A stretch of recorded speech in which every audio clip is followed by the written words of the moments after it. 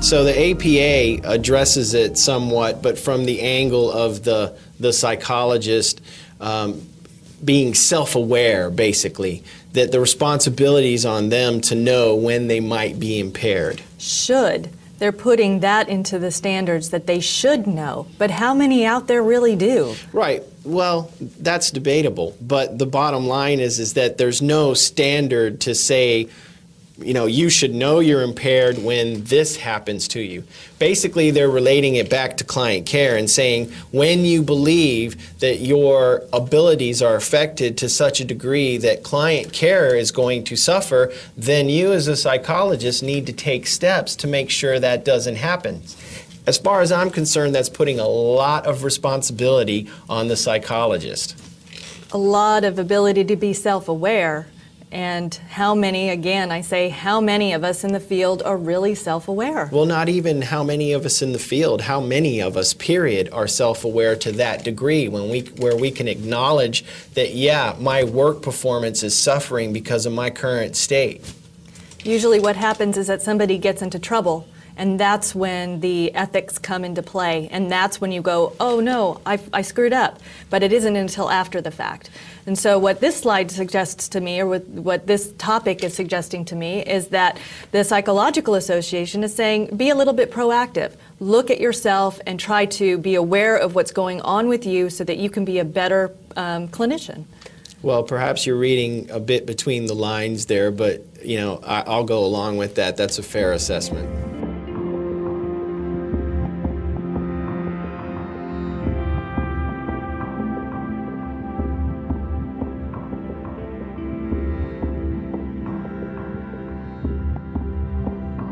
So the social workers have a slightly different perspective on the whole self-care and impairment perspective, don't they? Yeah, well, they're supposed to take care of each other, and how very social work of you to, Isn't it? to do Isn't that. it? Yeah. And so the social work code basically has us looking out for each other and trying to help each other out. Not so much focusing on ourselves, but on each other. Right, so unlike the psychologist code, who are supposed to be introspective and be self-aware, the social workers are supposed to be looking out for each other, so to speak, and when they believe that a colleague of theirs may be impaired and hasn't taken their own steps, then they're supposed to take steps and report to the appropriate regulatory agencies. So it's important for me as a social worker to be able to identify stress management and the absence of self-care in my colleagues and find ways to maybe help them navigate and negotiate the whole system. Exactly. Let's find ways to get our colleagues to practice self-care.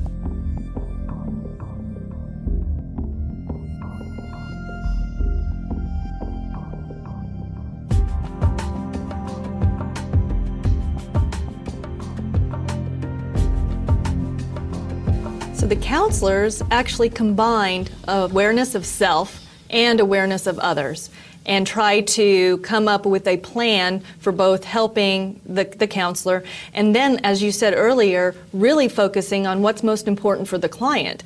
And so if a counselor has become impaired or cannot continue to perform their counseling functions, that their clients don't suffer. And so many of the people that I know in the field have gotten sick because of stress and ended up in hospitals, and they didn't have a plan for what happens because we didn't expect it. Nobody expected that this person was going to have a heart attack. And so what happened to the client? Then we had to come together as a profession to make sure that the client was still cared for.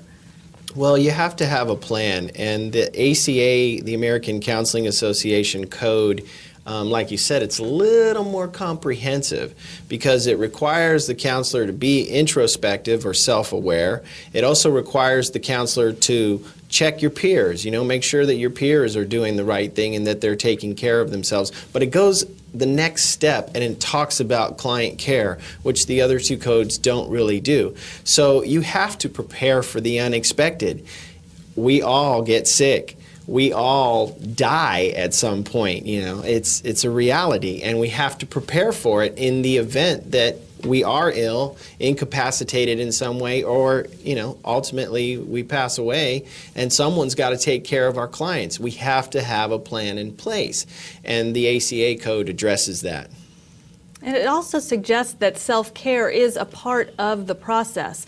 Planning ahead is part of self-care, definitely, but it's also looking at your own incapacitation or the possibility that you may end up not doing such a good job because you're under a great deal of stress. Right, and how that affects the clients. And it doesn't necessarily have to be stress related, but let's say you have an auto accident and that incapacitates you. Or let's say a member of your immediate family passes away and that incapacitates you. But the idea is to have a plan for those eventualities so that you can ensure the continuity of care for your clients.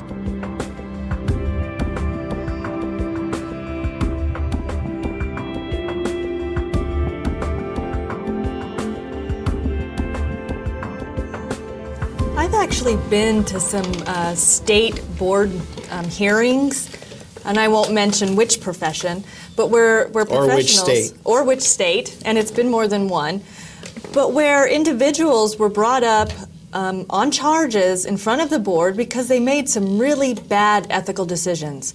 Some of them have been substance abuse related, where they actually went into session and they were intoxicated. There were others who just made very poor judgments in terms of not being objective with clients and choosing sides in different kinds of cases.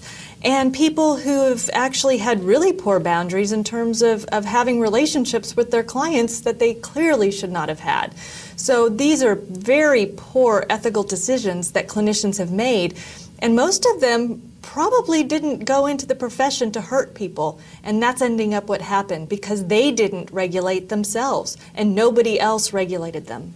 Well, it's not only that they didn't go into the profession to hurt people, they didn't go into the profession to hurt themselves either. And really what you're talking about is instances where clinicians, and regardless of licensure and educational level, did not practice self-care, did not have self-care mechanisms in place.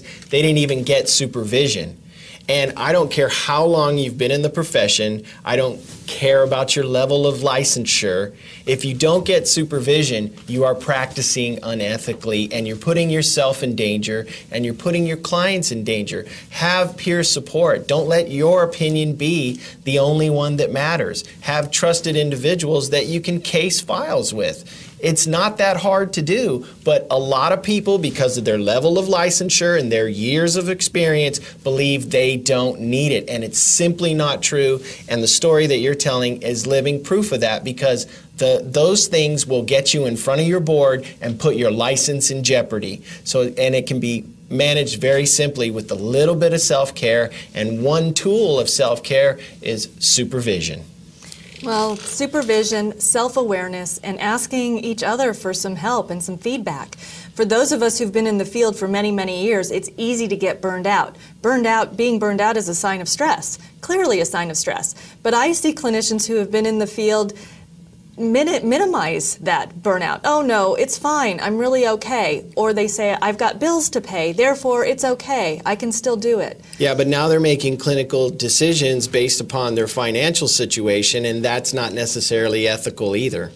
And on the flip side, those clinicians who are brand new in the field, they're fresh and they're new and they're alive and they're excited and they want to save the world, but they don't have the necessary internal mechanisms to know when it's too much. And so clinicians that are new in the field need this probably more than anybody else. Well, and they need supervision more than anybody else too, and that's why there are mechanisms in place in the regulations that dictate exactly how much supervision that a new clinician needs to get per hour spent with clients. But there aren't the same type of regulations for those independently licensed individuals out there, and in my opinion, that's a little bit dangerous.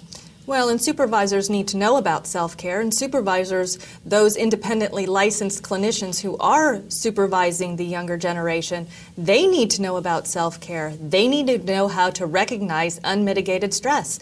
And I don't think they are to the extent that they need to yet. Yeah, and that's true, because as a supervisor, you're sitting there and you're telling your supervisee, hey, you need supervision and you need to practice some self-care, but then you're not doing it yourself. A little hypocritical.